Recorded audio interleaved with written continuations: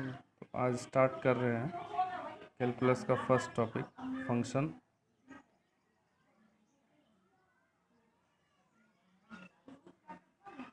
Function जो है कि बहुत इम्पॉर्टेंट है सभी चीज़ों के लिए, जेई के लिए भी, बोर्ड के लिए भी, क्योंकि फंक्शन को अगर हम अच्छे से समझ जाते हैं तो फिर पूरा कैलकुलस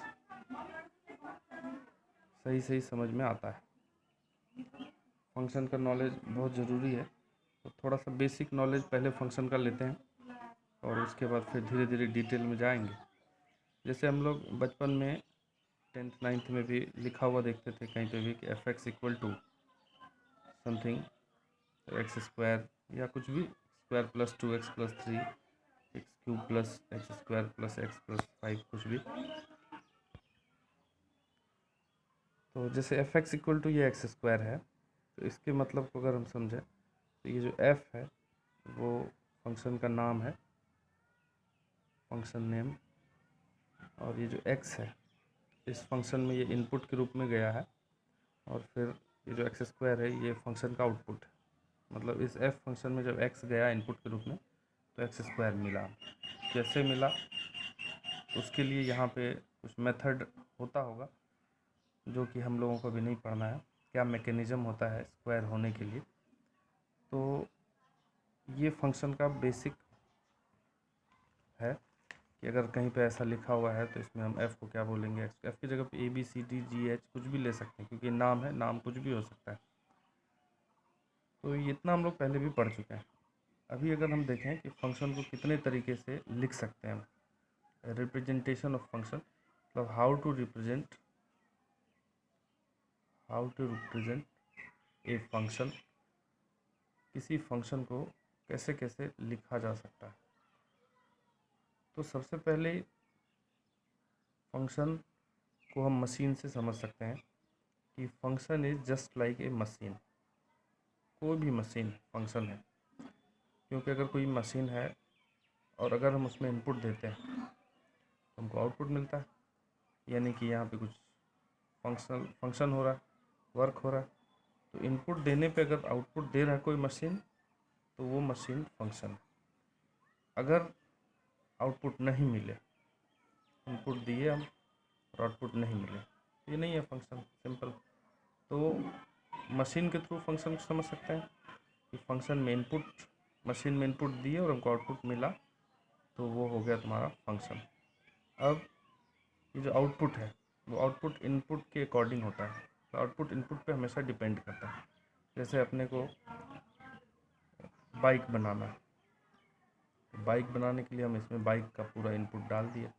अब हमको बाइक ही मिलना चाहिए, कार नहीं मिलना चाहिए, तो फिर गलत हो जाएगा। इसलिए जो फंक्शन का आउटपुट है वो हमेशा इनपुट पे डिपेंड करता है, इसलिए इस आउटपुट को बोलते हैं डिपेंडेंट वेरिएबल, और इनपुट को बोलते हैं इंडिपेंडेंट वेरिएबल। यानी कि फंक्शन में दो वेरिएबल होते हैं, एक डिपेंडेंट जिसको आउटपुट बोलते हैं और एक इंडिपेंडेंट जिसको हम इनपुट बोलते हैं। याद रखने के लिए ये इनपुट भी आई से शुरू हुआ है और इंडिपेंडेंट भी आई से शुरू, तो इनपुट को इंडिपेंडेंट और आउटपुट को डिपेंडेंट।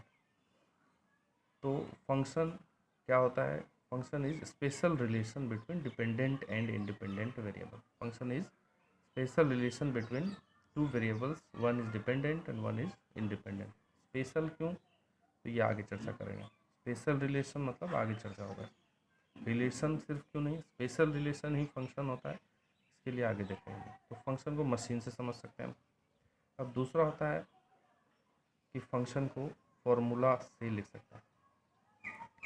जैसे ये फॉर्मूला लिखा हुआ है फंक्शन। जैसे कोई भी मशीन अगर हम बनाएं, मान लेते हैं एक मशीन है अपने पास जो स्क्वायर मशीन है, स्क्वायर मशीन यानी कि इसमें हम 1 देते हैं तो 1 का स्क्वायर मिलेगा 1, 2 देते हैं तो 2 का स्क्वायर मिलेगा 4, 3 देते हैं तो 3 का स्क्वायर मिलेगा। वो इस तरीके से यहाँ पर उसका मैकेनिज्म डिजाइन है कि इसमें जो भी चीज़ डाला जाएगा तो उसका स्क्वायर मिलेगा हमको। अगर इस फंक्शन का नाम हम f दे दें, इसका मतलब ये हो गया कि इस f में 1 देने पे हमको 1 का स्क्वायर मिलेगा, 2 देने पे 2 का स्क्वायर मिलेगा, तो x देने पे x का स्क्वायर मिलेगा। ये हो गया फॉर्मूला मशीन। इसी स्क्वायर मशीन का ये मशीन है और इसका ये फार्मूला हो गया।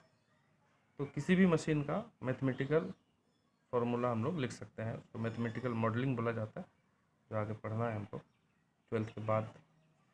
तो फंक्शन का दूसरा तरीका हुआ कि फंक्शन को फार्मूला से लिख सकते हैं। थर्ड तरीका फंक्शन का वो होता है मैपिंग। मैपिंग के थ्रू फंक्शन को लिख सकते हैं। तो जैसे यहाँ पे इनपुट और आउटपुट के बीच का कनेक्शन ही फंक्शन होता है। तो मैपिंग में क्या किया जाता है, दो सेट लिया जाता है, एक सेट में इनपुट, दूसरे सेट में आउटपुट को रखा जाता है। और अगर फंक्शन का नाम एफ है तो यहाँ एफ लिख देता है। इनपुट में 1 दिए तो 1 का स्क्वायर मिला 1, 2 देने पे 2 का स्क्वायर मिला 4 और 3 देने पे 3 का स्क्वायर मिला 9। इस तरह से कनेक्शन हो गया। तो दिस इज मैपिंग। मैपिंग मतलब connection between input and output according to rule. जो अगर ये स्क्वायर फंक्शन है तो स्क्वायर होकर कनेक्ट होगा और वो रूल पहले से डिफाइन होगा। 4 होता है ऑर्डर्ड पेयर। फंक्शन को ऑर्डर्ड पेयर से कैसे लिखते हैं, जैसे ये एफ, इसी को अगर हम लिखें एफ फंक्शन है ordered pair in the sense कि इनपुट और आउटपुट को पेयर में रखना है। जैसे 1 पे 1 मिल रहा है तो 1,1 ये पहला ऑर्डर्ड पेयर, 2 पे मिल रहा है 4 तो 2,4 दूसरा ऑर्डर्ड पेयर, फिर 3, 9, 3, 9 ये तीसरा ऑर्डर्ड पेयर। तो ये हो गया तुम्हारा ऑर्डर्ड पेयर। फंक्शन को ऑर्डर्ड पेयर में लिखने का तरीका 1,1, 2,4, 3,9 ये ऑर्डर्ड पेयर है। किसी भी फंक्शन को 4 तरीके से हम लोग लिख सकते हैं। फंक्शन का ये बेसिक डेफिनेशन हुआ और अब हम इसमें से सबको बारी बारी से पढ़ेंगे। तो मशीन अभी हमको पढ़ना नहीं है 12th क्लास में, मशीन इंजीनियरिंग का कोर्स है, हमको फार्मूला, मैपिंग और ऑर्डर्ड पेयर पढ़ना है। तो बारी बारी से हम सारी चीज़ों को देखेंगे। तो सबसे पहले हम लोग देखेंगे फंक्शन वाया मैपिंग। मैपिंग से हम फंक्शन को समझेंगे, फंक्शन वाया मैपिंग।